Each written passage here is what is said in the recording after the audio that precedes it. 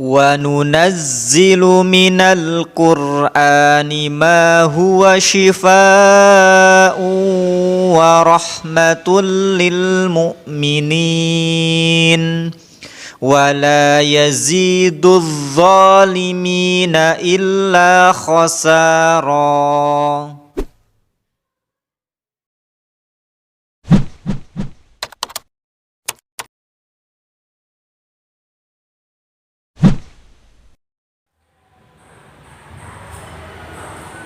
Bismillahirrahmanirrahim. Assalamualaikum warahmatullahi wabarakatuh. Alhamdulillahilladzi bi ni'matihi tatimmus shalihat. Asyhadu an la ilaha illallah wahdahu la syarika lah wa asyhadu anna Muhammadan 'abduhu wa rasuluh. Allahumma shalli ala Muhammad wa ala alihi wa sahbihi ajma'in. Amma ba'du. Pada pemirsa semuanya yang insyaallah dirahmati oleh Allah Subhanahu wa taala. Sebelumnya saya ucapkan terima kasih banyak kepada semua yang sudah subscribe video kami ya. Semoga Allah Subhanahu wa taala membalas semuanya dengan balasan yang lebih baik insyaallah ya. Allahumma amin.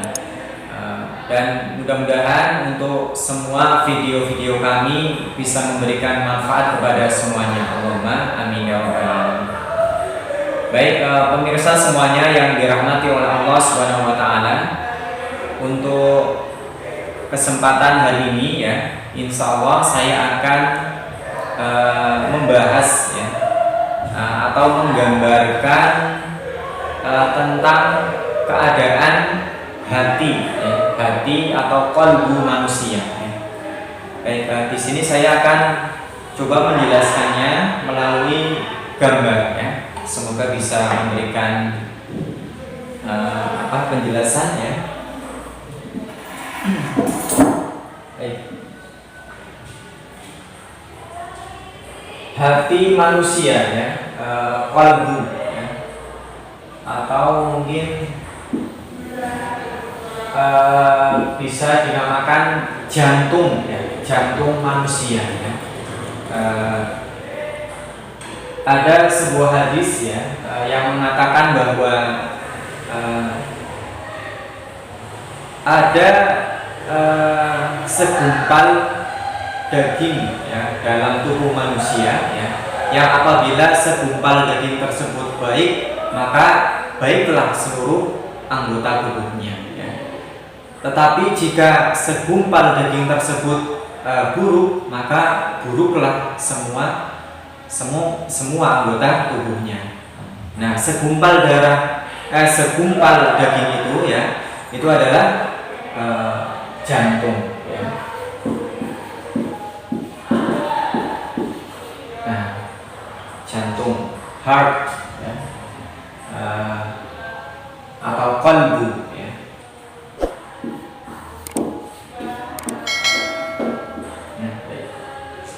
Nah, ini saya gambarkan sebagai qalbu manusia atau jantung manusia. Nah, dalam qalbu manusia ya, atau hati manusia atau jantung manusia ya, ini memiliki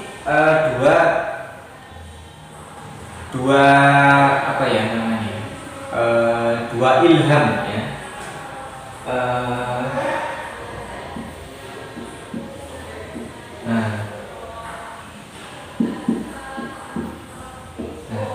Memang Allah Subhanahu wa taala memberikan dua ilham ya, kepada jantung manusia ya, atau hati manusia ya. Sebagaimana terdapat dalam firman Allah Subhanahu wa taala ya, dalam surat Asy-Syams ya, yaitu ayat ke-8 ya. Ayat ke-8 ya. Yang berbunyi fa'alhamaha fujuraha wa taqwaha ya. Jadi Allah itu ya mengilhamkan ya kepada seseorang ya itu dua kemungkinan ya, yaitu fujuroha wa taqwaha, yaitu fujur ya dan juga takwa. Baik, saya gambarkan di sini ya. Di sini sifat fujur. Kemudian di sini takwa. Nah, seperti ini ya. Nah, ada dua ilham ya. Karakteristik ya, fujur dan takwa. Ini ya. Kemudian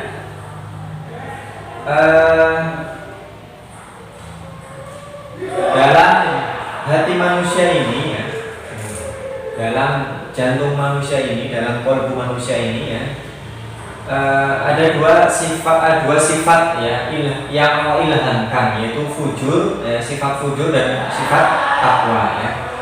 Sifat fujur itu apa ya? Yaitu syahwat ya, nafsu ya, nafsu. Sedangkan takwa ini adalah fitrah ya, fitrahnya manusia. Nah, fitrahnya manusia itu senantiasa condong kepada kebaikan ya. Senantiasa suka beribadah kepada Allah Subhanahu wa taala. Nah, ini adalah sifat fitrahnya, lahirnya manusia ya. Itu adalah untuk beribadah kepada Allah ya, untuk taat kepada Allah Subhanahu wa taala ya. Nah, ini fujur dan takwa ya, nafsu dan fitrahnya manusia. Ada dua yang saling tarik menarik. Kemudian dari dua sifat karakteristik yang dimiliki oleh manusia ya, Allah juga memberikan korin ya kepada manusia itu dua ya, yaitu yang pertama adalah korin berupa jin ya, kemudian korin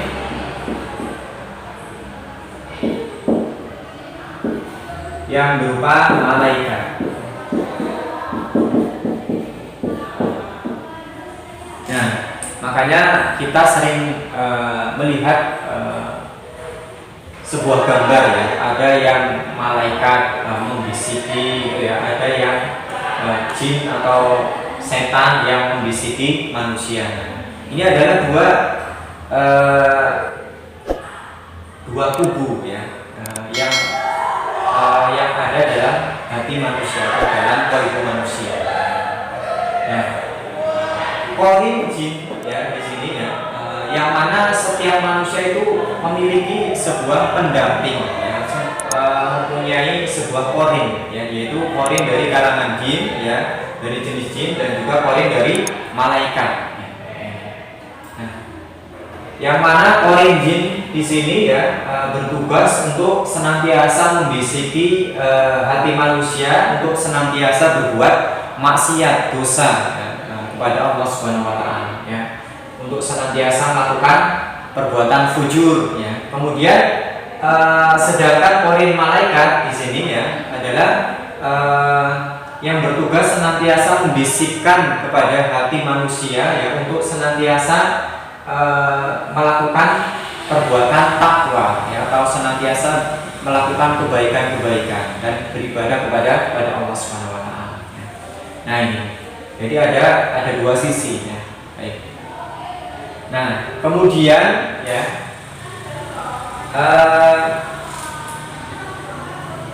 di samping ini ya, di samping hal tersebut ya,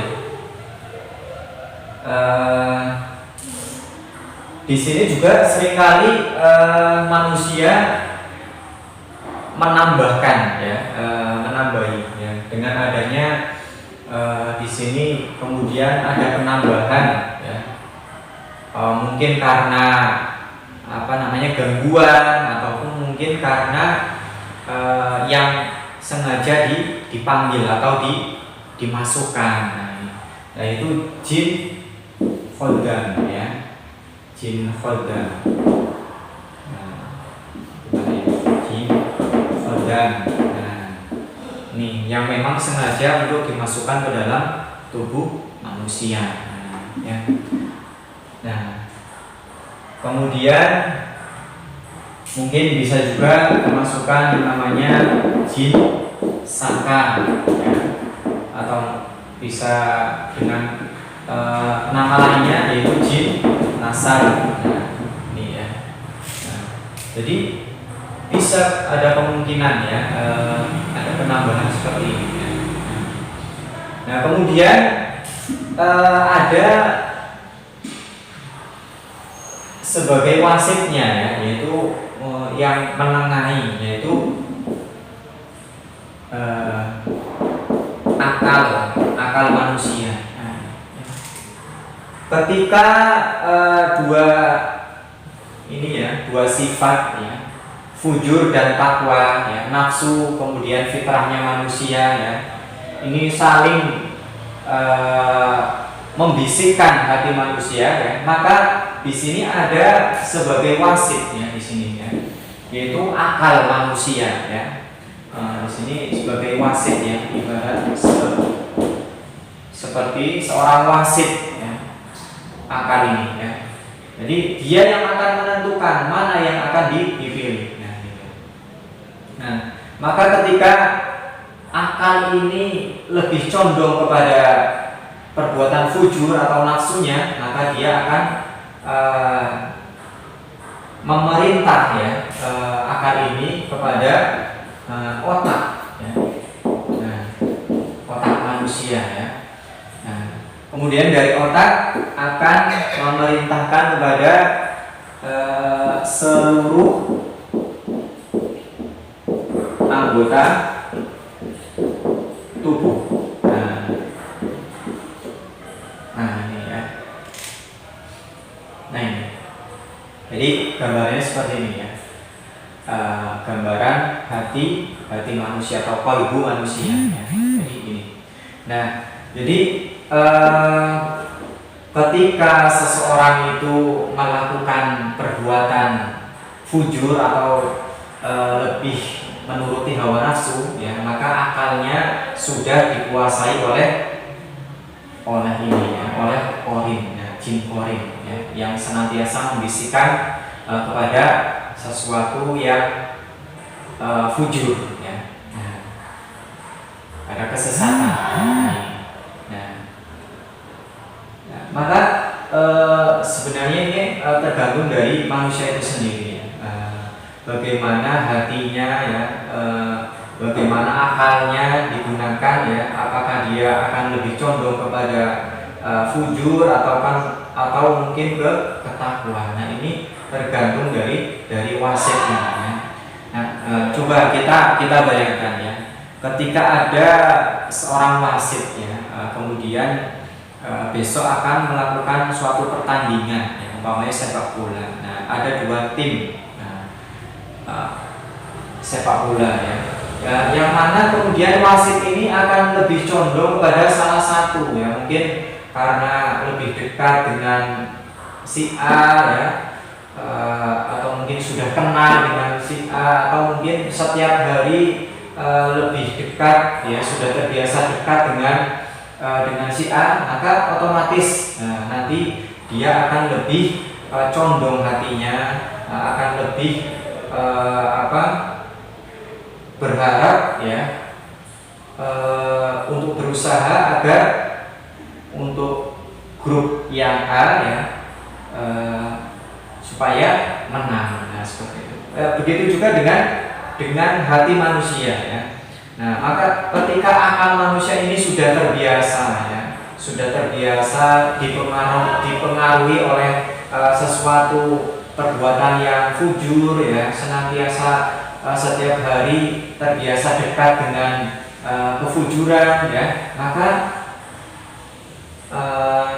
akal ini akan senantiasa lebih memilih atau mungkin mudah terpengaruh dengan senantiasa melakukan perbuatan fujur seperti ini ya.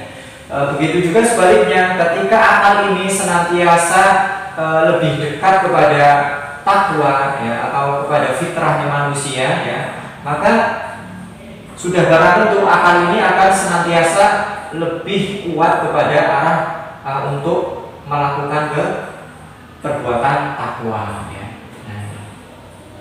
Nah ini. Nah, sedangkan tugas qori ya ini adalah sebagai nasihat, penasehat ya, sebagai penasehat saja yang membisikkan. Nah, ketika salah satu lebih kuat, maka dia yang akan menang, yang kemudian akan mengendalikan akal ya, yang mana kemudian akal ini akan memerintahkan kepada otak, yang mana otak itu akan memerintah kepada seluruh anggota tubuh hingga seluruh anggota tubuh itu melaksanakan perbuatan tersebut. Nah, jadi ini ya. Kemudian terkait ini juga ya,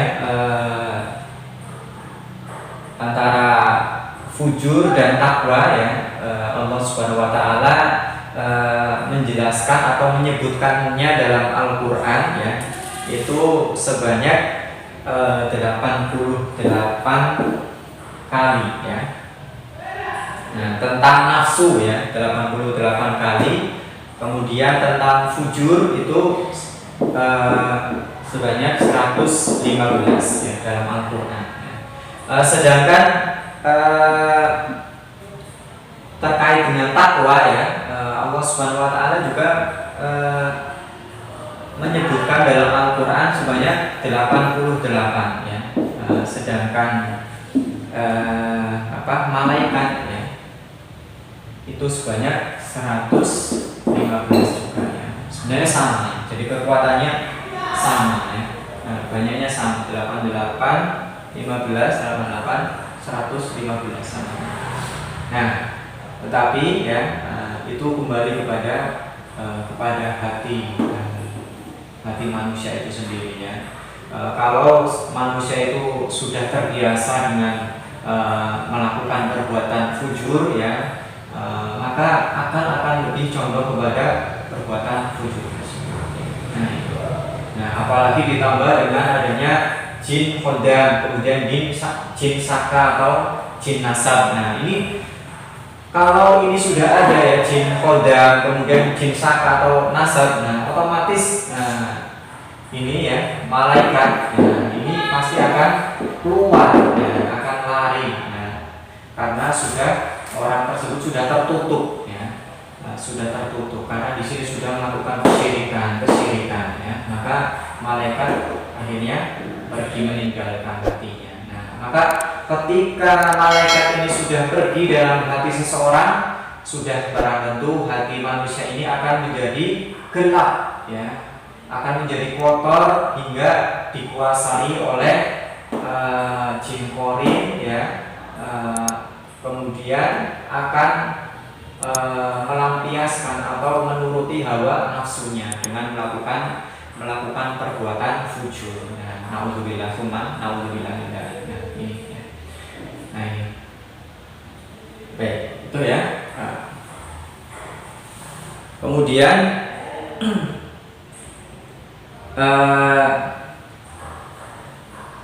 bagaimana cara kerja ruqyah ketika meruqyah hati orang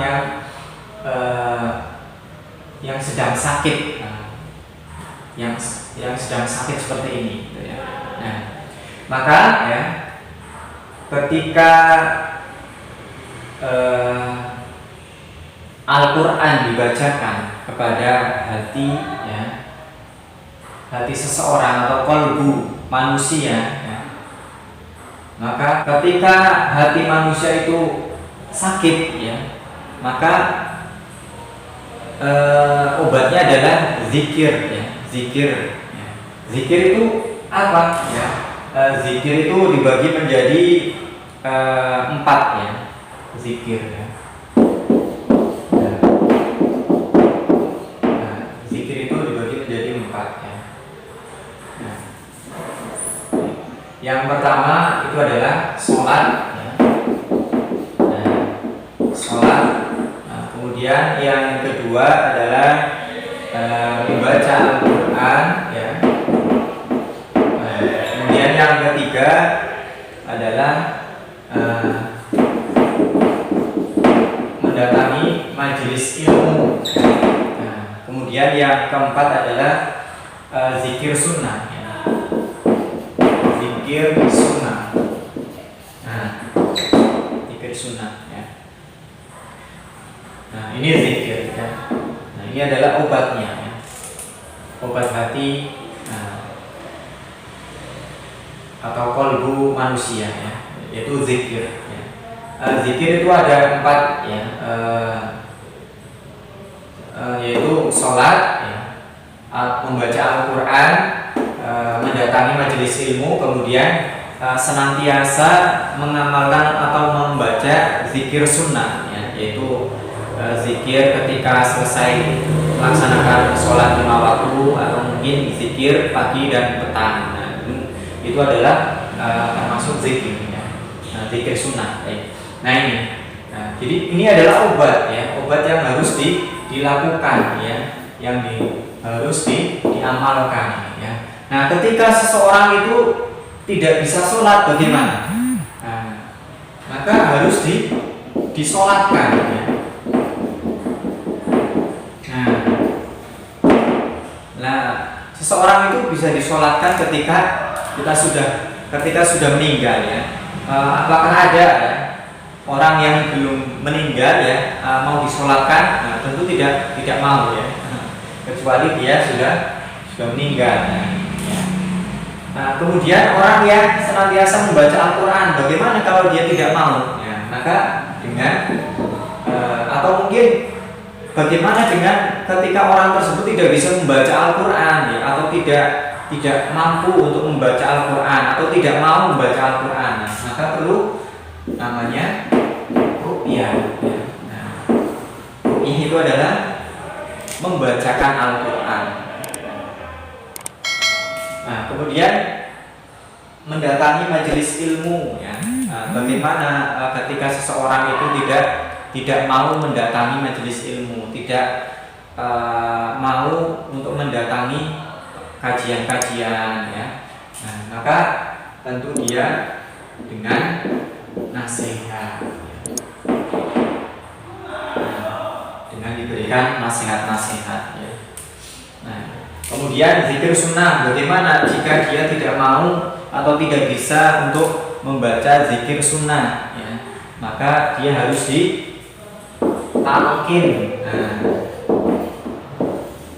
Talqin.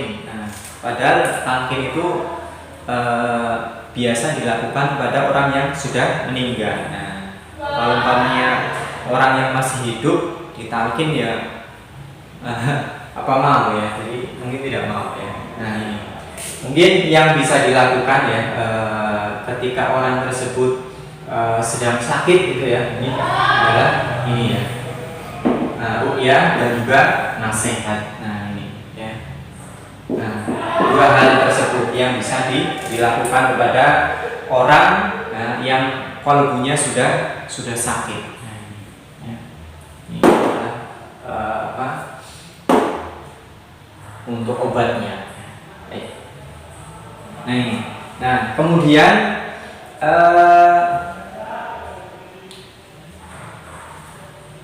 ketika melakukan proses terapi ruqyah dan juga memberikan nasihat, itu ketika pertama itu kan melakukan terapi ruqyah, ya.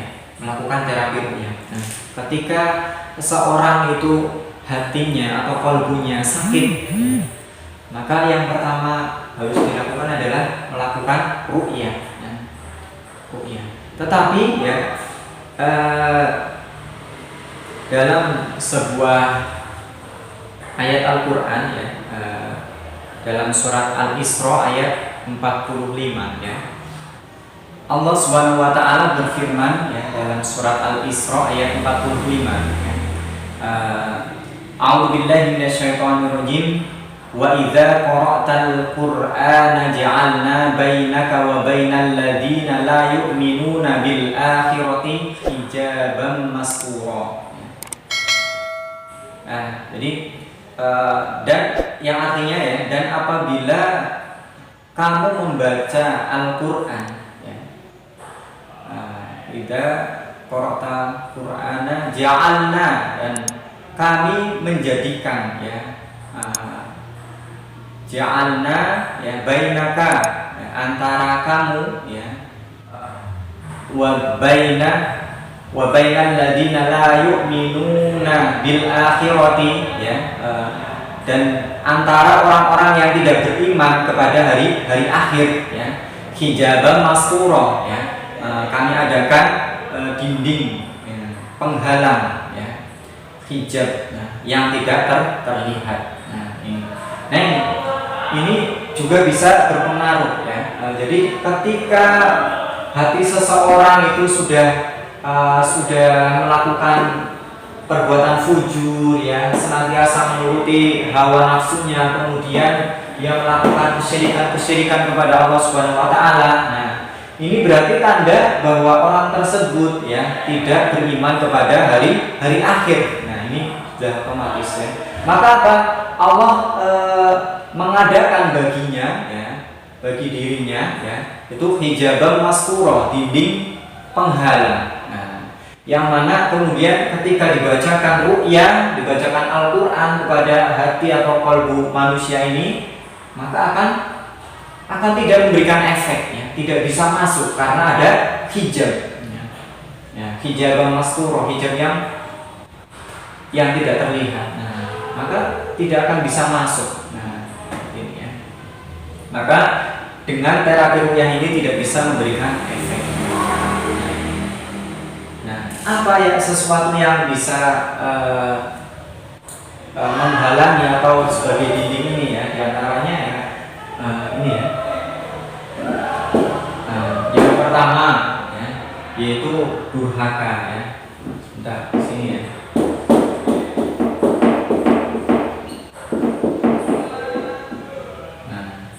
Durhaka ya. Ini bisa kelihatan kayak di sini ya. Saya ini ya, yang bisa membuat hijaban mastura ya. Mastura. Nah, ini adalah yang pertama durhaka ya. Nah, durhaka. Nah, durhaka itu bagaimana? Durhaka pertama itu kepada Allah ya. Kedua kepada Rasul, kemudian kepada orang tua ya, orang tua yang masih ini ya, belum menikah ya. Kemudian kepada suami ya, bagi seorang istri ya, yang sudah menikah ya. Wanita yang sudah menikah kayak ini ya, durhaka yang pertama ya, yang bisa menjadikan ada hijab ya, ada penghalang. Yang kedua yaitu adanya riba ya. Riba, dia senantiasa melakukan amalan-amalan riba ya, memakan harta riba ataupun bertransaksi riba. Nah, ini juga bisa menjadikan sebagai hijab dan masuk.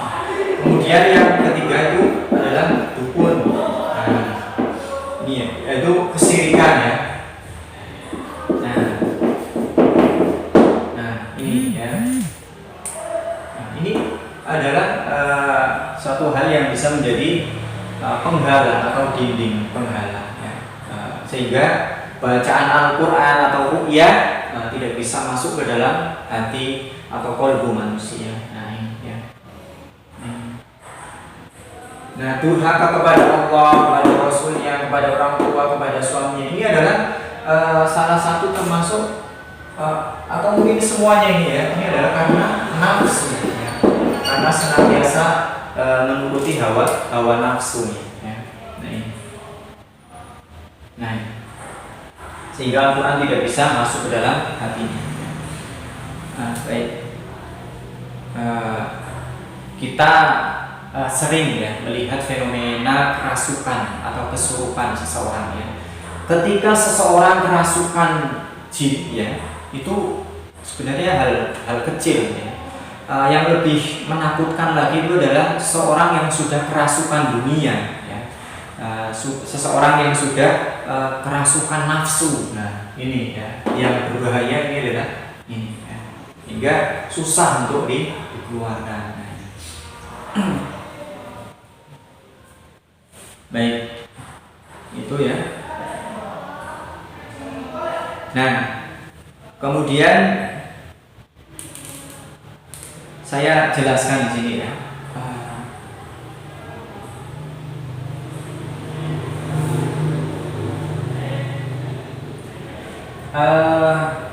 Bagaimana supaya ini kemudian penghalang-penghalang ini bisa hilang gitu ya, sehingga bisa bacaan Al-Quran itu masuk ke dalam hati seseorang. Yaitu dengan senantiasa pertama adalah membersihkan hati ya. Hati ini harus dibersihkan dulu ya, yaitu qalbun salim ya, hati yang sehat, hati yang bersih. Nah itu ya. Nah, qalbun salim itu apa? Qalbun salim itu adalah hati yang tidak tergoda dari syahwat dan setan ya. Qalbun salim. Nah, makanya dalam surat Asy-Syu'ara ya, ayat 88 ya sampai ayat 89 ya, Allah Subhanahu wa taala berfirman, yauma la yanfa'u malu wala banun illa biqalbin salim ya.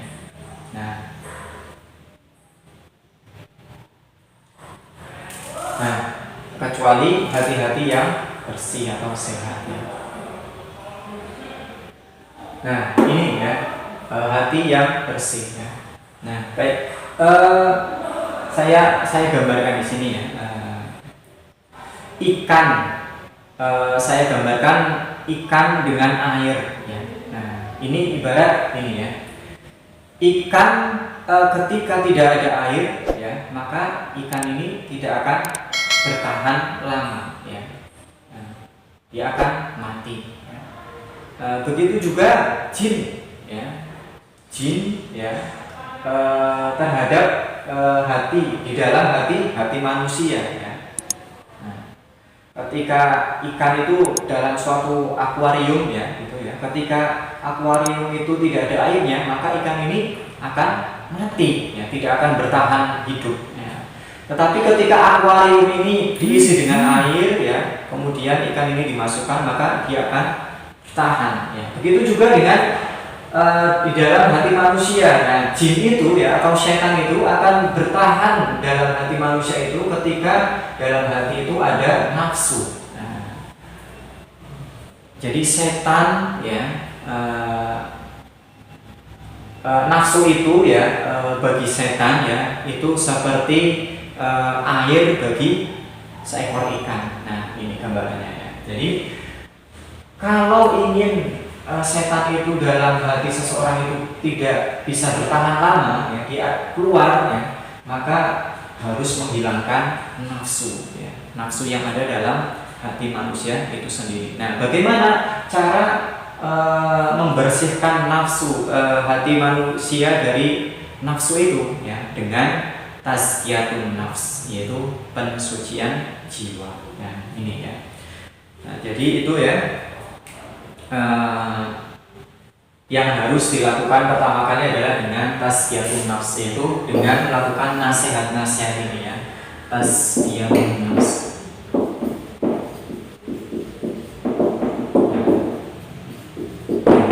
Maka dengan melakukan tazkiyatun nafs, kemudian manusia tersebut sadar ya, sadar kemudian bertobat kepada Allah Subhanahu wa taala. Nah, maka barulah kemudian dengan taubatnya dia mengeluarkan jika ada jimat ya, dihilangkan, kemudian bertobat, kemudian melakukan pemutusan dengan jin tersebut ya, kemudian bertobat kepada Allah Subhanahu wa taala ketika memang ada salah dengan sesama manusia, kemudian meminta maaf kepada manusia tersebut ya.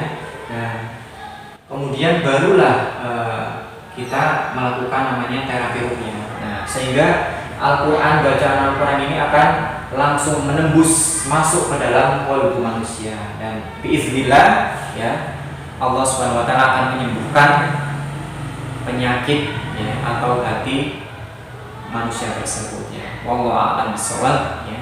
Nah, itu ya teman-teman. Jadi ini adalah gambaran ya, hati atau qalbu manusia ketika mendapatkan terapi ruqyah syar'iyyah ya. Baik. Mudah-mudahan penjelasan yang cukup lebar ini bisa memberikan manfaat kepada kita semuanya. Kurang lebihnya mohon maaf. Wassalamualaikum warahmatullahi wabarakatuh.